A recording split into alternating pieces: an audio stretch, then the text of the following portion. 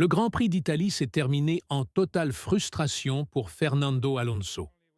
Le double champion du monde, qui se battait pour de précieux points en septième position, a vu sa course détruite par une défaillance de suspension au 25e tour. Mais voici le détail que personne n'attendait. La faute n'était ni du pilote, ni de la voiture, mais de quelque chose qui s'est produit dès le premier tour. Et quand vous découvrirez ce qui a vraiment causé cet abandon, vous comprendrez pourquoi la Formule 1 ressemble parfois à un cruel jeu de hasard, où même les meilleurs peuvent être victimes des circonstances les plus imprévisibles. Examinons le contexte complet de cette histoire bizarre. Alonso s'était qualifié 8e à Monza, une position qui promettait une bonne bataille pour les points. Pour un pilote de son expérience, qui connaît chaque centimètre de ce circuit italien historique, c'était une opportunité en or de marquer des points importants pour Aston Martin. L'Espagnol faisait une course cohérente et intelligente, se maintenant stratégiquement dans la zone des points, gérant pneus et carburant, quand soudain tout s'est effondré à la sortie de la célèbre chicane d'Ascari. La suspension avant a simplement cédé sans avertissement, et Fernando n'a eu d'autre choix que de ramener sa voiture endommagée au stand et d'abandonner amèrement la course. La première réaction de tous était évidente: blâmer les vibreurs agressifs de Monza. Alonso lui-même a déclaré que ces vibreurs avaient été utilisés par tous les pilotes tout au long du week-end sans le moindre problème. Les images montraient d'autres voitures passant par le même point sans difficulté. Mais voici le rebondissement que personne n'avait vu venir. Aston Martin a mené son enquête technique détaillée et a découvert quelque chose de complètement surprenant. Le problème avait commencé bien plus tôt, dès le premier tour de la course. Lando Norris de McLaren avait été poussé hors de la piste lors du départ chaotique et s'était retrouvé à rouler sur l'herbe et les graviers dans la zone de dégagement. Jusque-là, rien de grave, n'est-ce pas? Faux. Les graviers qui ont violemment volé de la voiture de Norris ont directement frappé la voiture d'Alonso, qui était 4 positions derrière dans l'ordre de la course, mais dans la trajectoire parfaite pour recevoir cette mortelle averse de débris. Ces graviers n'étaient pas seulement une nuisance passagère ou une frayeur momentanée. Ils ont frappé plusieurs zones critiques de la voiture de Fernando, y compris des composants structurels vitaux de la suspension. L'équipe a officiellement confirmé que l'impact avait sérieusement compromis l'intégrité structurelle de la suspension, créant des microfractures et des dommages invisibles qui se sont accumulés silencieusement tour après tour. Pendant exactement 25 tours, ces composants endommagés ont travaillé héroïquement sous un stress mécanique continu, jusqu'à ce qu'ils ne puissent finalement plus résister à la pression implacable et cèdent de façon catastrophique dans la chicane d'Ascari. Le plus frustrant et injuste dans tout cela, l'équipe n'avait absolument aucun moyen de savoir que le dommage fatal s'était produit. Il n'y avait pas de signes évidents de problème, pas d'alertes inquiétantes sur les ordinateurs de bord, pas de comportement étrange ou suspect de la voiture.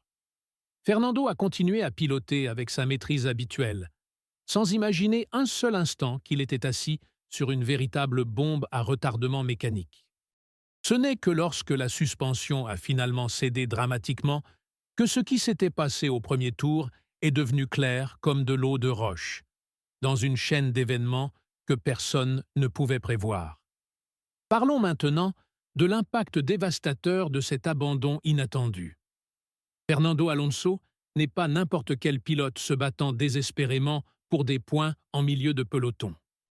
C'est un double champion du monde respecté de 43 ans qui vit, très probablement, ses dernières saisons précieuses en Formule 1.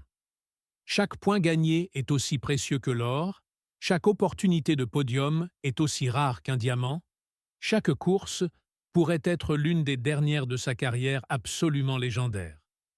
Et quand vous regardez froidement les chiffres cruels, l'énorme frustration devient encore plus évidente et douloureuse. Alonso est actuellement 12e au classement général du championnat, avec seulement 2 misérables points de moins que son coéquipier Lance Stroll, qui occupe la 11e position.